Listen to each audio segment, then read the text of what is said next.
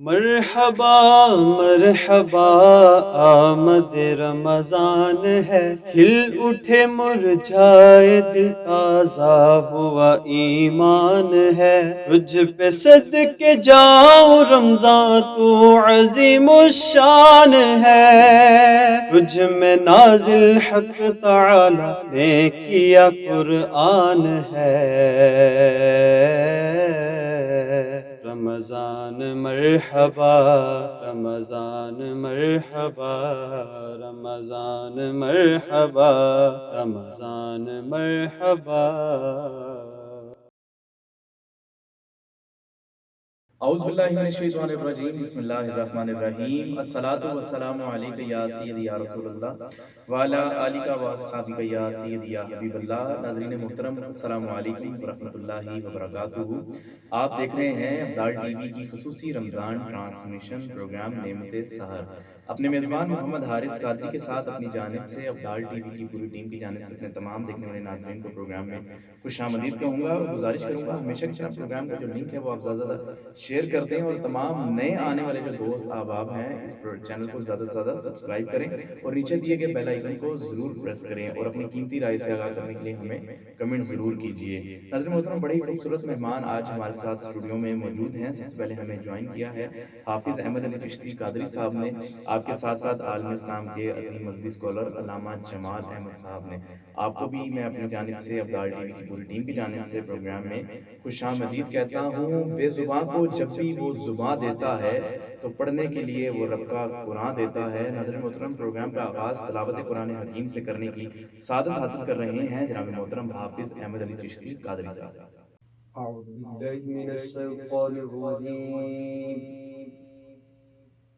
بسم اللہ الرحمن الرحیم۔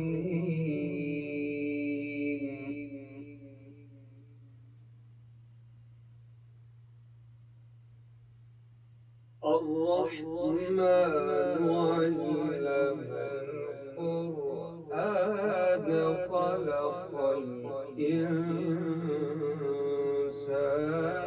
علمه البيان۔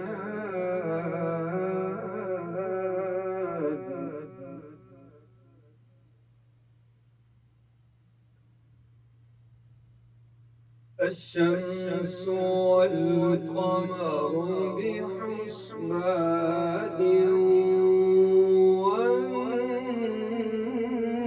والنجم والشجر يسجدان،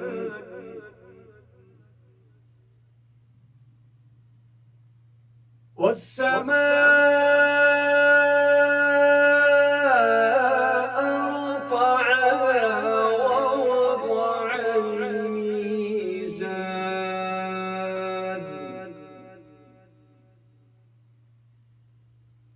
ألا تطغوا في الميزان وأقيموا الوزن بالقسط ولا تخسروا الميزان،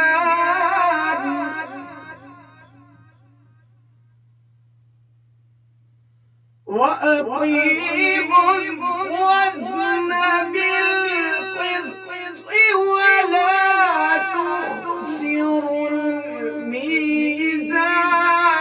والأرض وضعها للأنام،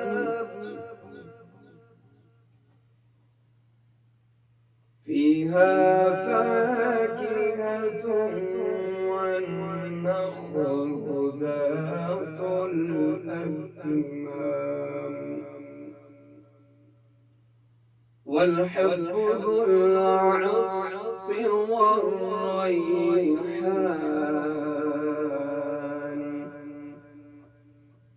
فبأي آلاء ربكما تكذبان؟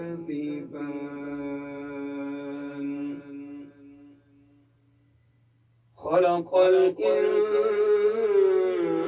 الإنسان من صلصال الفخار وخلق الجن من مارج من نار فبأي آلاء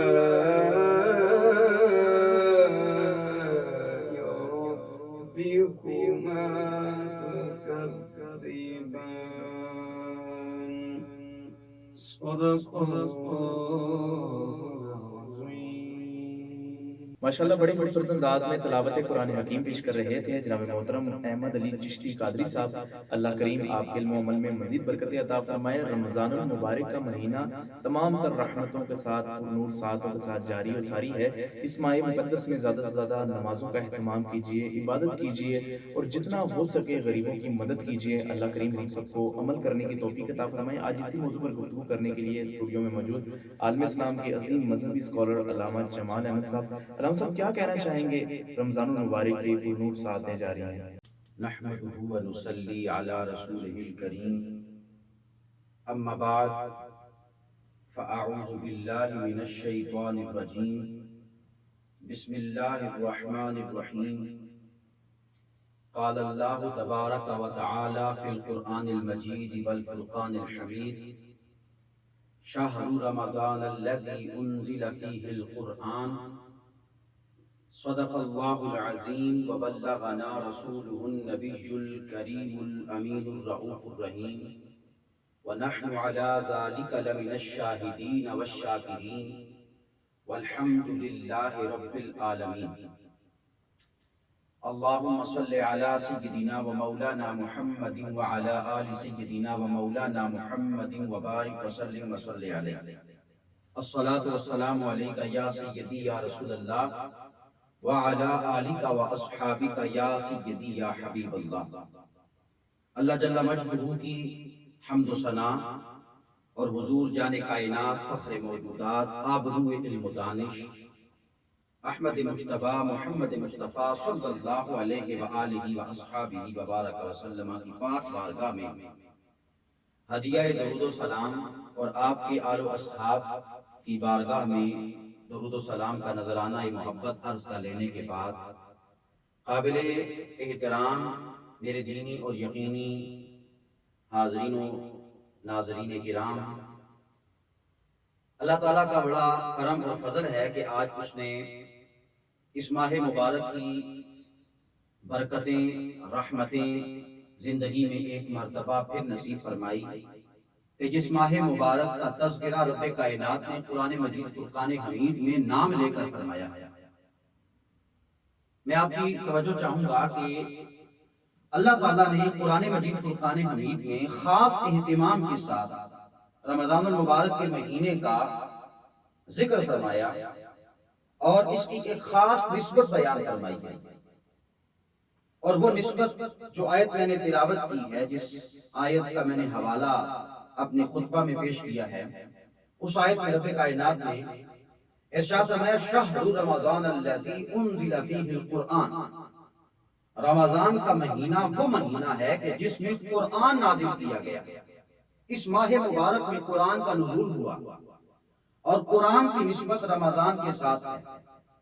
رمضان المبارک کی بڑی عظمت، بڑی شان ہے، بڑی اللہ تعالیٰ نے اس کو عظمتوں سے نوازا ہے. میں آپ کی خدمت میں اپنے اس محدود سے وقت میں کما حق ہوں رمضان المبارک کے فضائل تو نہ لا سکوں گا، لیکن میں اپنی بساط کے مطابق اور وقت کے دامن کے اندر رہتے ہوئے چند باتیں عرض کروں گا. سب سے پہلی بات میں آپ کی خدمت میں حدیث پاک کی مدد سے عرض کر رہا ہوں. حضور نبی کریم صلی اللہ علیہ وسلم کے صحابی ہیں، خادم ہیں مصطفیٰ کریم صلی اللہ علیہ وسلم کے. 10 سال خدمت کی میری مراد ہے. حضرت سیدنا انس بن مالک رضی اللہ تعالی عنہ آپ ارشاد فرماتے ہیں کہ لما اقبل شہر رمضان، جب بھی رمضان المبارک کا مہینہ آقا کریم کی زندگی میں آتا تو نبی کریم صلی اللہ علیہ وسلم صحابہ کرام علیہ رضوان کی محفل میں مجلس میں تشریف فرما ہوتے اور آقا کریم صلی اللہ علیہ وسلم کہ یہ انداز تکلم اور یہ انداز تخاطب اور یہ انداز نبی کریم صلی اللہ علیہ وسلم کا ویسے کبھی نہ ملاحظہ کیا گیا۔ رمضان کا مہینہ آتا، میرے آقا صلی اللہ علیہ وسلم تشریف فرما ہوتے، صحابہ کرام کی محفل جمتی، مصطفیٰ کریم منبر پہ جلوہ افروز ہوتے، میرے آقا کے صحابہ اپنی نگاہیں رخ مصطفیٰ پہ رکھتے اور مصطفیٰ کریم کے رخ انور کی زیارت سے وہ اپنے قلب و روح کو تسکین پہنچاتے۔ میرے پاک نبی صلی اللہ علیہ وسلم فرماتے، ماذا تستقبلون، اے میرے صحابہ تم کس کا استقبال کر رہے ہو، اے میرے صحابہ تم کس کا استقبال کر رہے ہو، ماذا یستقبلکم، اور تمہارا کون استقبال کر رہا ہے۔ اللہ اکبر، کیا انداز ہے، کیا الفاظ ہیں۔ میرے پاک نبی رمضان کی فضیلت، رمضان کی اہمیت، رمضان کی توقیر، رمضان کی عزت، رمضان کی عظمت کو اپنے صحابہ کے سامنے اور صحابہ کے توسل سے اور صحابہ کے توسل سے آنے والی امت کے سامنے بیان کرتے اور نبی پاک فرماتے، ماذا تستقبلون ماذا یستقبلکم، اے میرے صحابہ تم کس کا استقبال کر رہے ہو، تمہارا کون استقبال کر رہا ہے۔ اللہ اکبر، جب مصطفیٰ کریم یہ الفاظ ارشاد فرماتے، ادھر میرے آقا کی زبان انور و اطہر سے یہ الفاظ نکلتے، ادھر حضرت سیدنا عمر فاروق رضی اللہ تعالیٰ عنہ ہاتھ جوڑ کر کے بارگاہ مصطفیٰ میں عرض کرتے، یا رسول اللہ صلی اللہ علیہ وآلہ وسلم، کیا وحی کا نزول ہو رہا ہے، کیا ہم وحی کا استقبال کر رہے ہیں یا کوئی لشکر ہم پہ حملہ کرنے کو آ رہا ہے۔ میرے پاک نبی فرماتے، اے عمر ایسی بات نہیں ہے، بلکہ لکم شہر رمضان، اللہ تعالیٰ تمہیں رمضان کا مہینہ عطا فرمانے والا ہے اور یہ وہ ماہ مقدس و معطر ہے۔ میرے آقا نے فرمایا کہ جس ماہ کی پہلی شب طلوع ہوتی ہے، اللہ تعالیٰ اس مہینہ کی برکت سے اہل قبلہ کے گناہوں کو معاف فرما دیتا ہے۔ یعنی جو بندے قبلہ کی جانب منہ کر کے نماز پڑھتے ہیں، جو قبلہ کو کعبہ جان کر، قبلہ جان کر اس کی طرف نماز پڑھتے ہیں، اللہ اکبر کہتے ہیں، اللہ تعالیٰ اس مہینہ کی پہلی رات میں ان سب کے گناہوں کو معاف کر دیتا ہے۔ کس قدر فضیلت ہے میرے دوستو اس ماہ مبارک کی۔ ایک تو میں نے آپ کی خدمت میں جو بات عرض کی، اس پہ ذرا غور کیجئے گا، نبی پاک اپنی امت کو کس طرح تحریص دلاتے ہیں، کس طرح اس کی طرف رغبت دلاتے، کس طرح رمضان کی اہمیت و فضیلت کو امت کے سامنے لاتے اور فرماتے تمہارا کون استقبال کر رہا ہے اور تم کس کا استقبال کر رہے ہو۔ تو مصطفیٰ کریم پھر فرماتے کہ رمضان کا مہینہ اللہ تمہیں عطا فرمانے والا ہے، اور میں آپ کی خدمت میں عرض کروں کہ میرے پاک نبی صلی اللہ علیہ وسلم کا یہ فرمان حضرت ام ہانی رضی اللہ تعالی عنہ بنت حضرت جناب ابو طالب، حضرت مولا علی کی یہ بہن ہے ام ہانی، حضرت فاطمہ بنت اسد کی آپ بیٹی ہیں۔ آپ روایت کرتی ہیں اس حدیث پاک کو، مشکات شریف کی یہ روایت ہے۔ آپ فرماتی ہیں کہ میرے آقا صلی اللہ علیہ وسلم نے فرمایا کہ بے شک میری امت اس وقت تک رسوا نہیں ہوگی۔ آج کے جو حالات ہیں میرے دوستو، ان کو سامنے رکھیے گا، ان حالات کو ذرا اپنی چشم تصور سے دیکھیے گا اور چشم ظاہر سے بھی آپ دیکھ سکتے ہیں۔ میرے پاک نبی نے فرمایا میری امت اس وقت تک رسوا نہیں ہو سکتی جب تک کہ وہ رمضان کے مہینے کے روزے رکھتی رہے گی۔ جب تک رمضان کے مہینہ کے روزے رکھتی رہے گی، میرے آقا نے فرمایا وہ رسوا نہیں ہو سکتی۔ میرے دوستو، آج جو امت مصطفیٰ پر حالت بیت رہی ہے، جو حالات گزر رہے ہیں، یقیناً میں یہ بات کہہ سکتا ہوں کہ ان حالات کے پیچھے ایک بڑی وجہ یہ ہے کہ ہم نے اس مبارک مقدس مہینے کے احترام کو فراموش کر دیا، اس مہینے کے احترام کو فراموش کر دیا۔ آج ضرورت اس امر کی ہے کہ ہم رمضان المبارک کے مہینے کا جو تقدس ہے اس کو قائم کریں اور اپنی آنے والی نسل کو اس ماہ مبارک کی عظمت و فضیلت سے روشناس کروائیں۔ میں ایک بات عرض کر کے بات ختم کروں گا۔ شام کے بازار میں ایک عیسائی جا رہا ہے اور اس کے ساتھ اس کا ایک 8-9 سال کا بچہ ہے، اور اس بچے کے ہاتھ میں میرے دوستو کھانے کی کوئی چیز ہے اور مہینہ رمضان المبارک ہے، اور اس نے اس کی انگلی پکڑی ہوئی ہے اپنے والد کی اور وہ چل رہا ہے اور دوسرے ہاتھ سے جو چیز اس کے ہاتھ میں ہے اس کو وہ کھا رہا ہے۔ باپ کی نظر پڑ گئی، رمضان کا مہینہ ہے۔ اب وہ جو بندہ اس کا باپ ہے وہ عیسائی ہے، مسلمان نہیں ہے۔ جناب اس نے اپنے بیٹے کو ایک زوردار تمانچہ رسید کیا اور کہا کہ بیٹا شرم نہیں آتی؟ تجھے پتہ ہے نا رمضان کا مہینہ ہے، مسلمانوں کے روزے ہیں، اور تو یہاں پر اس مہینہ کی توہین کر رہا ہے، مسلمانوں کے دلوں کو تکلیف پہنچا رہا ہے۔ تو ادھر اس نے یہ عمل کیا، اللہ کو یہ اس کا عمل پسند آ گیا، وقت گزر گیا، بندے کا انتقال ہو گیا۔ انتقال کے بعد اس کو خواب میں دیکھا گیا۔ اس کو خواب میں دیکھنے والے نے پوچھا تیرے ساتھ کیا بیتی؟ اس نے کہا اللہ نے جنت عطا فرمائی۔ پوچھا جنت کیسے؟ تو عیسائی تھا، جنت تو مسلمانوں کو ملتی ہے، ہم تو مسلمان ہیں، تجھے کیسے جنت مل گئی؟ اللہ اکبر۔ میرے دوستو اس کا جواب سماعت کیجئے گا، اور آج اس ماہ مبارک کے ان بابرکت لمحات میں یہ کیفیت ذرا محسوس کیجئے گا کہ اللہ تعالیٰ نے اس کو یہ کتنا عظمت اور مقام اور بلندی اس ماہ مبارک کے احترام کی وجہ سے عطا فرمائی۔ اس نے آگے سے جواب دیا، اس نے کہا کہ میں نے کوئی اور تگود و ریاضت، محنت، مجاہدہ کچھ نہیں کیا، صرف ایک کام کیا تھا، اور وہ یہ کیا تھا کہ میں ایک دن اپنے بچے کے ساتھ جا رہا تھا، وہ کھا رہا تھا، رمضان کا مہینہ تھا، میں نے اسے روکا ٹوکا، سختی کی۔ اللہ کو رمضان کے مہینے کا میرا یہ ادب کرنا اتنا پسند آ گیا کہ رب کائنات نے موت سے پہلے مجھے کلمہ نصیب فرما دیا، اور رب کائنات نے میرے سارے گناہوں کو معاف کر کے مجھے جنت عطا فرما دی۔ اب آپ ملاحظہ فرمائیں کہ اگر ایک بندہ عیسائی ہے لیکن رمضان کا ادب کرتا ہے، تو اس ماہ مبارک کے ادب کی وجہ سے اللہ تعالیٰ اس پر اتنا کرم فرماتے ہیں۔ تو یقیناً اللہ تعالیٰ نے یہ مہینہ اپنے محبوب کے صدقے ہمیں عطا فرمایا، ہمیں بھی یہ چاہیے کہ اس ماہ مبارک کی تمام تقاضوں کو پورا کریں، اس مہینہ کے تقاضوں کو ملحوظ خاطر رکھیں، اور ان پر ہم جو ہے وہ عمل پیرا ہوں۔ اللہ تعالیٰ ہم سب کو ان باتوں پر عمل کی توفیق عطا فرمائے، اللہ میں احساس عطا فرمائے، اللہ میں درد عطا فرمائے اس مہینے کا۔ میرے آقا نے جیسے فرمایا کہ رمضان کے مہینے کا احترام کرتے رہو گے، روزے رکھتے رہو گے، تو میں اللہ تعالیٰ رسوا نہیں فرمائے گا۔ اور میں آخری بات یہ عرض کروں گا کہ میرے دوستو، امام اعظم ابو حنیفہ رحمت اللہ تعالیٰ علیہ فرماتے ہیں کہ فقہ حنفی کا یہ موقف ہے کہ جو بندہ رمضان کے مہینے میں روزے نہیں رکھتا، رمضان کے مہینہ میں روزے نہیں رکھتا اور سر عام روزہ کھاتا ہے، اس کا لحاظ نہیں کرتا، تقدس قائم نہیں رکھتا رمضان کا، فرمایا کہ اس کو جیل میں ڈال دیا جائے، اس کو قید میں ڈال دیا جائے۔ اور یہاں تک بعض فقہا نے لکھا کہ اگر وہ سمجھانے پر بھی نہیں سدھرتا، اگر وہ باز نہیں آتا، تو فرمایا کہ حاکم وقت کو چاہیے کہ وہ اسلامی قوانین پر عمل پیرا ہوتے ہوئے ایسے شخص کو سزائے موت دے دے، اس کا اس زمین پر رہنے کا کوئی حق نہیں۔ اللہ تعالیٰ مجھے اور آپ کو عمل کی توفیق عطا فرمائے۔ اللہ پاک ہماری عاقبت، ہمارا انجام اس ماہ مبارک کے توسط سے اچھا فرمائے۔ اللہ تعالیٰ ہم سب کی حاضری قبول فرمائے۔ والسلام علیکم ورحمۃ اللہ۔ ماشاءاللہ بڑے خوبصورت انداز میں علامہ جمال احمد صاحب گفتگو کر رہے تھے۔ دعا گو ہوں اللہ کریم آپ کے علم و عمل میں مزید برکتیں عطا فرمائے۔ ان کی نعتوں کا کبھی لب سے حوالہ نہ گیا، ہو گئی رات مگر پھر بھی اجالا نہ گیا۔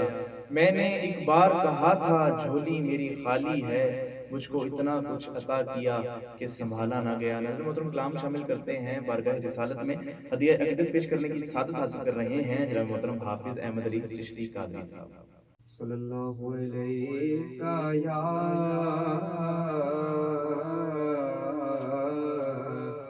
رسول اللہ وسلم علیہ یا حبیب اللہ۔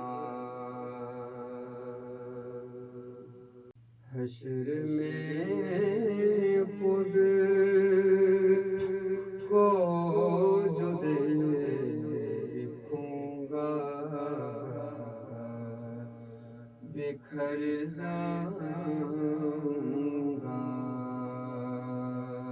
حشر میں خود کو جو دیکھوں گا، بکھر جاؤں گا۔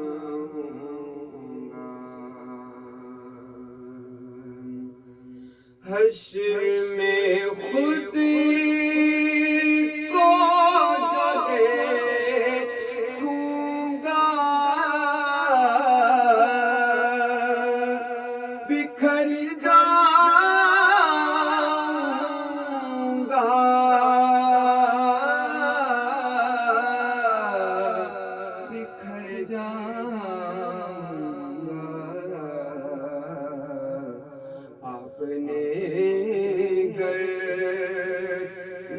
संभाला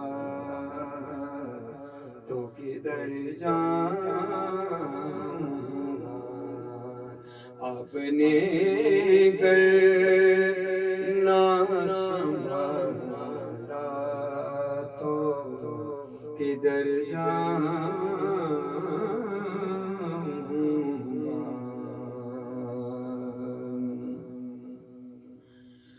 और इतना मायूस हुआ का मैं तेरे कदमों से, इतना मायूस हुआ का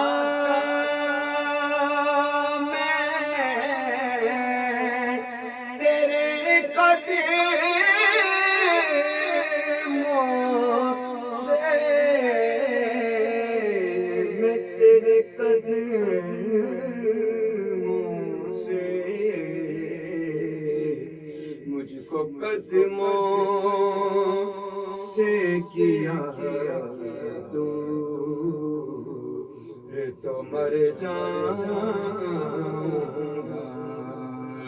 मुझको कदमों से किया दूर तो मर जाऊंगा। मुझको कदमों से किया दूर तो मर जाऊंगा।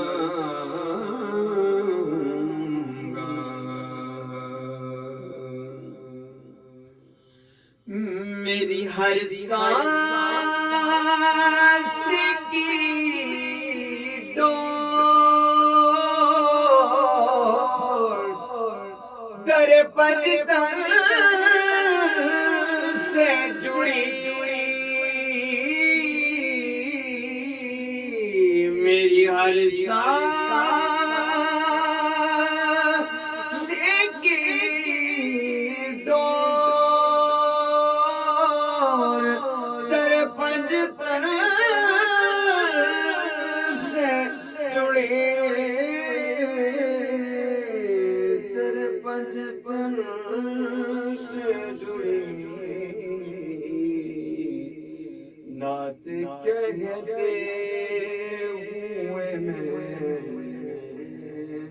नात कहते हुए मैं पुल से गुजर जाऊंगा।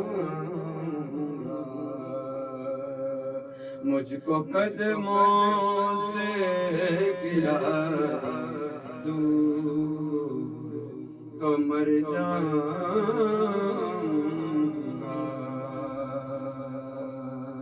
मुझको कदमों से किया दूर तो मर जाऊंगा।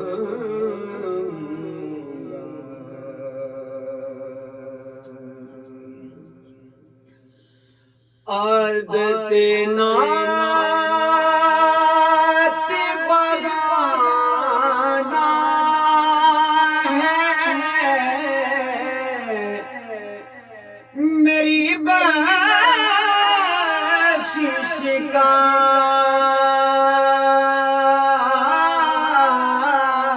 आदते नात बगाना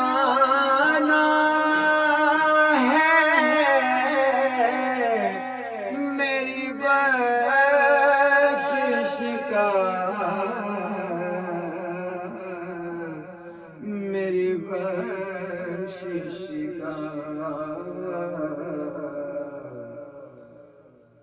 नात कहते हुए मैं पुल से गुजर जाऊंगा।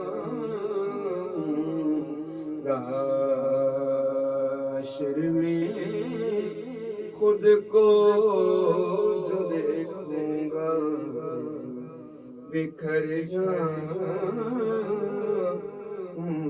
گا آپ نے گر نہ سنبھالا تو کدھر جاؤں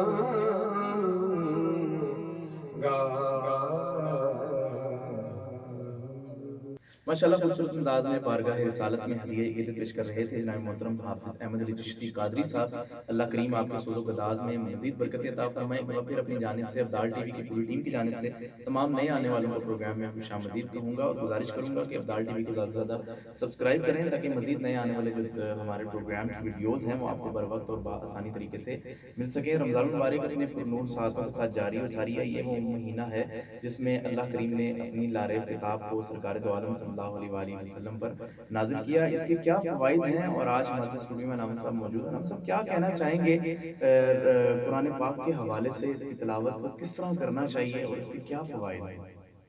نحمده ونصلي على رسوله الكريم اما بعد فاعوذ بالله من الشيطان الرجيم بسم الله الرحمن الرحيم قال الله تبارك وتعالى في القرآن المجيد إنا نحن نزلنا الذكر وإنا له لحافظون صدق الله العظيم وبلغنا رسوله النبي الكريم الأمين الرؤوف الرحيم اللهم صل على سيدنا ومولانا محمد وعلى آل سيدنا ومولانا محمد وبارك وسلم وصلي عليه الصلاة والسلام عليك يا رسول الله وعلى آلك وأصحابك يا حبيب الله۔ اللہ تعالیٰ کی حمد و ثنا اور حضور جان کائنات صلی اللہ علیہ وسلم کی بارگاہ میں ہدیہ عقیدت و محبت، ہدیہ درود و سلام عرض کر لینے کے بعد انتہائی قابل احترام سامعین کرام، اللہ تعالیٰ کا بے پایاں کرم ہے کہ اس نے ہمیں اپنے دین کی سمجھ کی توفیق عطا فرمائی۔ آج میں نے آپ کی خدمت میں قرآن مجید فرقان حمید کے حوالے سے، عظمت قرآن، فضیلت قرآن کے حوالے سے چند معروضات قرآن و حدیث کی روشنی میں ہی پیش خدمت کرنی ہے۔ قرآن مجید فرقان حمید کی ایک آیت کریمہ تلاوت کی ہے۔ اس آیت کی جانب بڑھنے سے قبل میں آپ کی توجہ چاہتے ہوئے آپ کو ایک حدیث پاک سناتا ہوں۔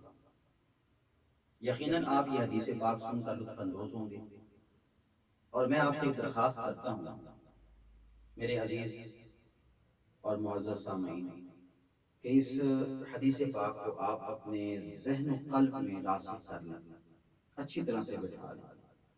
انشاءاللہ تعالی جب آپ یہ حدیث پاک ذہن میں رکھ کر قرآن کو کھولیں گے تو آپ کو لطف آئے گا، آپ کو مزہ آئے گا۔ میرے آقا صلی اللہ علیہ وسلم نے ارشاد فرمایا، قرآن اللہ کا دسترخوان ہے، قرآن اللہ کا دسترخوان ہے۔ انسان دنیا کے اندر زندگی گزارتا ہے تو اس کی کچھ فطری مجبوریاں ہیں، بشری تقاضے ہیں۔ وہ روٹی کا متلاشی ہے، وہ کھانے کے بغیر نہیں جی سکتا۔ معاشی کمزوری اس کی سب سے بڑی کمزوری ہے۔ اگر معاش ٹھیک نہ ہو تو انسان اپنے دین کے معاملات بھی نہیں نبھا سکتا۔ کریم آقا صلی اللہ علیہ وسلم نے فرمایا، یہ قرآن اللہ کا دسترخوان ہے۔ اے انسان، تو اپنی عقل اور اپنی آنکھ سے جو دیکھتا ہے لازمی نہیں کہ ویسے ہی ہو۔ انسان کی عقل بڑی محدود ہے، انسان کی بصارت بڑی محدود ہے، لیمیٹڈ ہے۔ انسان وہ کچھ نہیں دیکھ سکتا، وہاں تک نہیں پہنچ سکتا کہ جو کچھ اللہ تعالیٰ نے قرآن مجید فرقان حمید میں بندہ مومن کے لیے اور حضرت انسان کے لیے رکھا ہے۔ ضرورت اس امر کی ہے کہ اس قرآن کے سامنے دامن طلب پھیلایا جائے، اس قرآن کو کھولا جائے۔ میرے آقا نے فرمایا، یہ قرآن اللہ کا دسترخوان ہے۔ اب میں آپ کی ذرا اس بات کو ذرا کھولوں گا، سمجھاؤں گا آپ کو کہ میرے دوستو، اگر کسی بادشاہ نے، کسی وزیر نے، کسی وزیر اعظم نے ابھی چند سال قبل ہی ایک خبر بڑی چلی تھی نیوز پہ کہ سابقہ وزیر اعظم صاحب نے سابقہ صدر صاحب کی دعوت کی تو جناب اس میں 90 کھانے انہوں نے اپنے دسترخوان پہ لگائے اور بڑا جناب اس کا شہرہ ہوا تھا۔ میں یہ بات بتانا نہیں چاہتا تھا، فقط آپ کو سمجھانے کے لیے یہ ایک مثال سی چھوٹی سی میں نے آپ کے سامنے لائی ہے کہ دوستو اگر آج کے اس دور میں ایک چھوٹے سے زمین کے ٹکڑے کا کوئی جناب با اختیار بھی نہیں بلکہ بے اختیار سا وزیر اعظم اور صدر ہو تو وہ بھی اپنا دسترخوان چنے تو اس میں اتنے انواع و اقسام کے کھانے لگا دیتا ہے کہ دنیا ساری کے کیمرے ادھر آ جاتے ہیں، جناب دیکھیں جی صدر صاحب کا دسترخوان کتنا وسیع ہے، یہ بھی کھانا یہ بھی کھانا یہ بھی کھانا یہ بھی کھانا آپ کو یہاں پہ ملے گا۔ اور میں نے کہا ان کی کیا اوقات ہے، ان وزراء کی کیا اوقات اور حیثیت ہے۔ میرے پاک نبی صلی اللہ علیہ وسلم نے فرمایا بادشاہوں کے دسترخوانوں کی جانب نہ دیکھو، اگر دیکھنا ہے تو میں محمد جو قرآن دے کے جا رہا ہوں یہ قرآن تمہارے اور میرے رب کا دسترخوان ہے، یہ رب العالمین کا دسترخوان ہے۔ تم اس دسترخوان پہ بیٹھو گے اللہ تعالیٰ تمہاری دنیا کی بھوک بھی مٹا دے گا، اللہ آخرت کی بھوک بھی مٹا دے گا۔ تو میرے دوستو یہ قرآن مجید فرقان حمید اللہ کا دسترخوان ہے، یہ ہماری تمام تر ضروریات کا کفیل ہے، یہ ہماری مادی ضرورت کو بھی پورا کرنے والا ہے، ہماری جسمانی ضروریات کو بھی پورا کرنے والا ہے اور ہماری ظاہری اور روحانی ضروریات کو بھی قرآن پاک پورا کرتا ہے۔ الحمدللہ ضرورت اس بات کی ہے کہ اس قرآن کو کھولا جائے۔ اب میں آپ کی توجہ چاہتے ہوئے ایک حدیث پاک سناتا ہوں۔ نبی کریم صلی اللہ علیہ وسلم نے ارشاد فرمایا اَيُحِبُّ أَحَدُكُمْ إِذَا رَجَعَ إِلَىٰ أَهْلِهِ، کیا تم میں سے کوئی شخص یہ پسند کرتا ہے کہ وہ واپس اپنے گھر میں جائے، واپس اپنے اہل و عیال میں جائے لوٹے، اَن يَجِدَ فِيهِ ثَلَاثَ خَلِفَاتٍ عِظَامٍ سِمَانٍ۔ حضور نے فرمایا کیا تم میں سے کوئی یہ پسند کرتا ہے کہ جب واپس گھر جائے تو گھر میں وہ 3 موٹی تازی اونٹنیاں پائے، کہ یہ پسند کرتا ہے؟ نبی پاک صلی اللہ علیہ وسلم 1400 سال قبل عرب کے صحرا نشینوں سے مخاطب تھے، جن کے نزدیک سب سے بڑی دولت اونٹ کا ہونا ہے یا اونٹنی کا ہونا ہے۔ اونٹنی کے ذریعے پھر آگے اونٹ بھی نسل چلتی ہے، تو وہ زیادہ اہمیت کے قابل تھی ان کے نزدیک۔ تو حضور نبی کریم صلی اللہ علیہ وسلم نے فرمایا کہ 1 نہیں 2 نہیں 3 تم میں سے کوئی پسند کرتا ہے کہ وہ واپس گھر جائے تو آگے 3 اونٹنیاں بندی ہوئی پائے اپنے گھر میں، موٹی تازی، کمزور بھی نہیں۔ میرے دوستو ایک بات کی توجہ چاہوں گا کہ ایک ہوتا ہے انسان بازار جاتا ہے، مارکیٹ جاتا ہے، منڈی جاتا ہے، وہاں سے چیز خریدتا ہے، جانور خریدتا ہے، پیسہ دیتا ہے، پھر بھی انسان بڑا خوش ہوتا ہے، یار یہ میری خواہش پوری ہو گئی ہے، یہ چیز میں خرید کے گھر لایا ہوں، میں بات بھی نہیں کرتا۔ لیکن جب نبی پاک نے فرمایا کہ تم گھر جاؤ آگے بندی ہوئی ہو، خریدنے کی نوبت نہ آئے، انسان محنت نہ کرے، پیسہ نہ لگائے، حضور نے فرمایا بتاؤ تم میں سے کوئی یہ پسند کرتا ہے؟ اور پھر کتنی خوشی ہوگی بندے کو جب بغیر محنت کے گھر میں جناب اتنا بڑا مال خزانہ مل جائے۔ حضور نے فرمایا تم میں سے کوئی پسند کرتا ہے؟ یقیناً جواب یہی ہے کہ یا رسول اللہ ہم کرتے ہیں۔ میرے پاک نبی صلی اللہ علیہ وسلم نے فرمایا فَثَلَاثُ آیَاتٍ يَقْرَأُ بِهِنَّ أَحَدُكُمْ فِي صَلَاتِهِ خَيْرٌ لَهُ مِنْ ثَلَاثِ خَلِفَاتٍ عِظَامٍ سِمَانٍ أو كما قال النبي صلی اللہ علیہ وسلم۔ میرے آقا نے فرمایا اے میرے غلاموں آپ بات سنو میرے آقا نے فرمایا کہ جب تم میں سے کوئی بندہ اپنی نماز کے اندر 3 قرآن مجید کی آیات کی تلاوت کرتا ہے، میرے آقا نے فرمایا کہ وہ 3 آیتوں کی تلاوت نماز میں کرنا وہ 3 موٹی تازی اونٹنیوں سے زیادہ بہتر ہے۔ ہم لوگ غافل ہیں، ہم قرآن مجید فرقان حمید کو نہیں سمجھتے، نہیں پڑھتے، توجہ نہیں اس طرف کرتے۔ میرے دوستو نبی پاک صلی اللہ علیہ وسلم نے یہ نہیں فرمایا کہ تم میں سے کوئی بندہ 3 آیات قرآن پاک کی تلاوت کرے تو یہ بہتر ہے اونٹنیوں سے۔ حضور نے فرمایا کہ 3 آیات تم میں سے کوئی بندہ نماز میں تلاوت کرے۔ دونوں باتوں میں تھوڑا سا فرق ہے، میں آپ کو سمجھاتا ہوں۔ فرق یہ ہے کہ جب بندہ نماز میں تلاوت کرتا ہے نا قرآن مجید کی، تو وہ قرآن پاک کی تلاوت کوئی اہتمام کے ساتھ نہیں کرتا۔ بھئی نماز پڑھتا ہے نا، وہ اہتمام نماز کے لیے کرتا ہے۔ آپ بات سمجھ رہے ہیں نا میری؟ اہتمام وہ نماز کے لیے کرتا ہے، اور نماز میں وہ ثنا بھی پڑھتا ہے، قرآن پاک کی تلاوت بھی کرتا ہے، تسبیحات بھی پڑھتا ہے، وہ درود پاک بھی پڑھتا ہے، وہ دعا بھی کرتا ہے، وہ اپنا فریضہ سر انجام دے رہا ہوتا ہے۔ تو حضور نبی پاک نے فرمایا کہ بغیر اہتمام کے بندہ قرآن کی تلاوت اگر نماز میں کرے تو یہ مقام ہے۔ آپ خود اندازہ لگا لیجئے کہ اگر بغیر اہتمام کے نماز کا اہتمام کر کے بندہ تلاوت قرآن نماز کے اندر کرتا ہے تو اللہ اتنا مقام عطا فرماتا ہے، اتنا اجر عطا فرماتا ہے، اور یہ بندے کے لیے اس قدر مفید اور بہتر ہے، اتنا بڑا انعام ہے، اتنی بڑی دولت ہے کہ بغیر قرآن پاک کے تلاوت کے اہتمام کے بندہ نماز میں تلاوت کرے تو اللہ یہ بندے کو نوازے۔ تو میرے دوستو، جو بندہ قرآن مجید فرقان حمید کھول کر کے اس کی زیر کے اندر کھو جائے، اس کی زبر کے اندر اتر جائے، اس کی پیش سے محبت کرے، اس کی کھڑی زبر کو اپنے جناب آنکھوں کے اندر آنکھوں کا نور بنائے اور قرآن مجید فرقان حمید کے ساتھ محبت کا رشتہ قائم کرے، قرآن کو کھولے، اس کا اٹھنا قرآن بیٹھنا قرآن ہو، تو یقین جانے وہ دنیا کے اندر رہتا ہے، اللہ تعالیٰ کے فرشتے اس پر رحمت نازل فرماتے ہیں۔ رب کائنات کے فرشتے، میں آپ کی خدمت میں بڑے دکھ کے ساتھ آج کے اس دور نامسعود کے حالات کو سامنے دیکھ کر رکھ کر میں یہ بات اور یہ حدیث پاک آپ کو سنا رہا ہوں۔ اور میرے دوستو، یہ حدیث پاک سن کر کے مجھے پڑھ کر کے پسینہ آ گیا، میری آنکھوں میں آنسو آ گئے، نمی آ گئی۔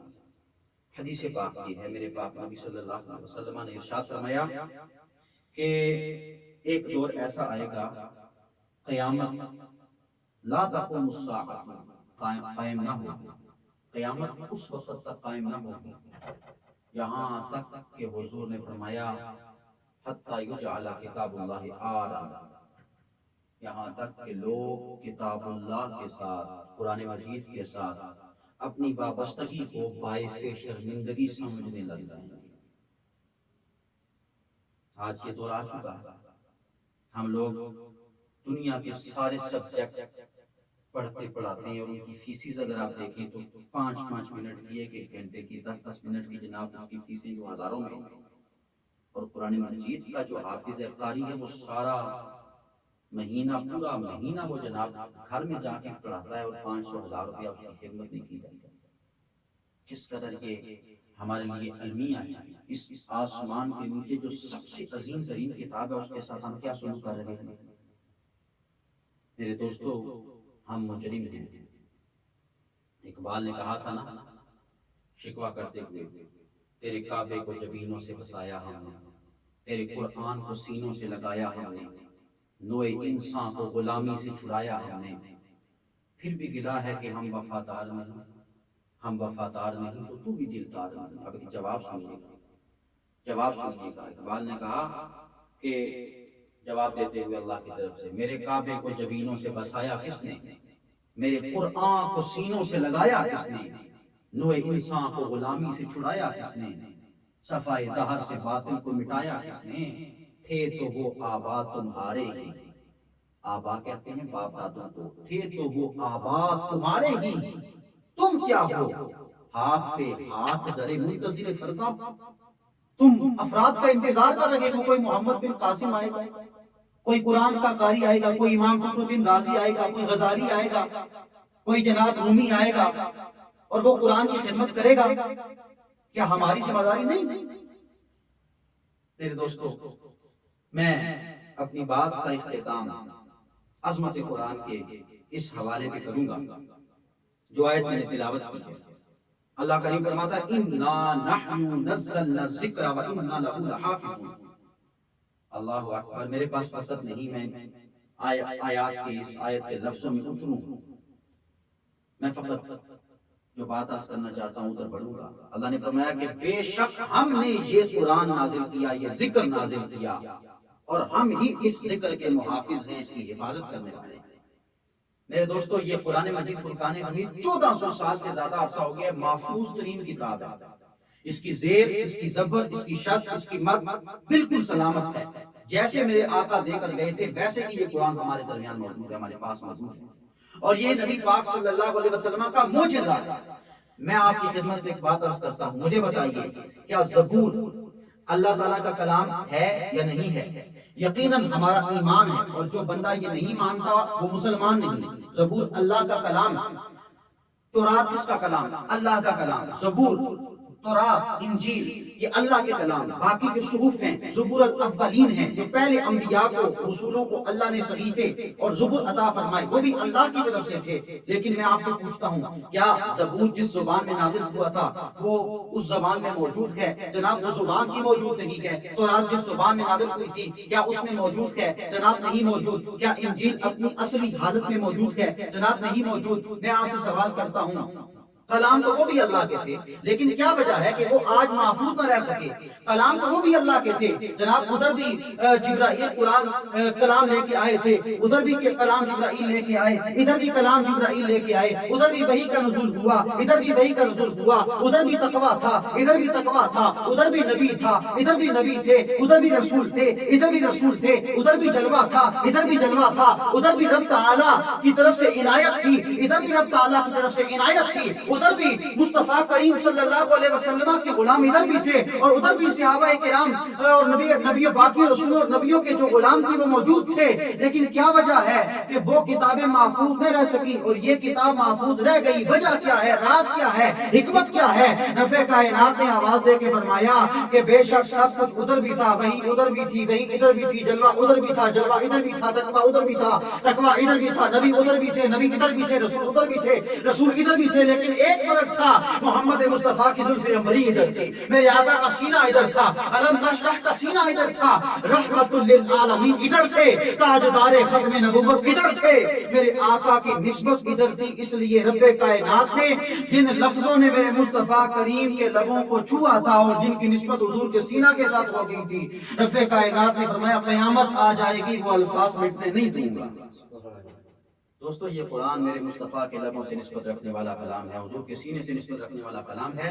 یہ وہ الفاظ ہیں جو آپ پڑھیں تو میں یقین کے ساتھ کہہ سکتا ہوں کہ یہ وہی الفاظ ہیں جو میرے آقا پڑھا کرتے تھے. اگر میں آپ کو کہوں جناب یہ وہ لفظ, یہ وہ کلام ہے جو سیدنا خواجہ معین الدین چشتی اجمیری رحمۃ اللہ تعالی سنا کرتے تھے, سب کہیں گے جی سنائیں کون سے ہیں, کون سے کلام, کون سا الفاظ ہے. تو میرے دوستو یہ وہ قرآن ہے کہ جو میرے آقا صلی اللہ علیہ وسلم پڑھا سنا کرتے تھے. زندگی ساری حضور نے سب سے زیادہ اس قرآن کی تلاوت کی ہے, پھر معمول کے ساتھ متواتر مداومت کے ساتھ صحابہ کرام نے, تمام صحابہ نے, تابعین کرام نے, تبع تابعین نے, اولیاء امت نے, صلحاء امت نے, محققین نے, متکلمین نے, مفسرین نے, صوفیاء نے, اولیاء نے, شہداء, جتنے اللہ کے نیک اور مقرب بندے گزرے ہیں سب نے قرآن مجید کو کھولا, اس کے ایک ایک لفظ کو جناب ادا کیا اپنی زبان سے. اگر ہم ادا کریں گے یقیناً ہماری دنیا بھی بہتر ہوگی, آخرت بھی بہتر ہوگی. اللہ تعالیٰ مجھے اور آپ کو قرآن مجید کے ساتھ وابستگی تعلق مضبوط کر کے جینے کی توفیق عطا فرمائے. اللہ قرآن کی محبت عطا فرمائے. اللہ قرآن کے ساتھ لگ کر خیر بشر اور بہتر انسان بننے کی توفیق عطا فرمائے. وما علیہ الا البلاغ المبین. ماشاءاللہ بڑے خوبصورت انداز میں علامہ صاحب تلاوت قرآن حکیم کے حوالے سے گفتگو کر رہے تھے کہ قرآن کی تلاوت کو خوب ٹھہر ٹھہر کر کرنا چاہیے. اللہ کریم ہم سب کو عمل کرنے کی توفیق عطا فرمائے. اسی کے ساتھ ساتھ آج کے پروگرام کا وقت ختم ہو جاتا ہے. آپ سے ملاقات ہوگی انشاءاللہ کل کچھ نئے مہمانوں کے ساتھ, ایک نئے موضوع کے ساتھ. تب تک کے لیے اپنے میزبان محمد حارث قادری کو اجازت دیجیے. اللہ حامی و ناصر.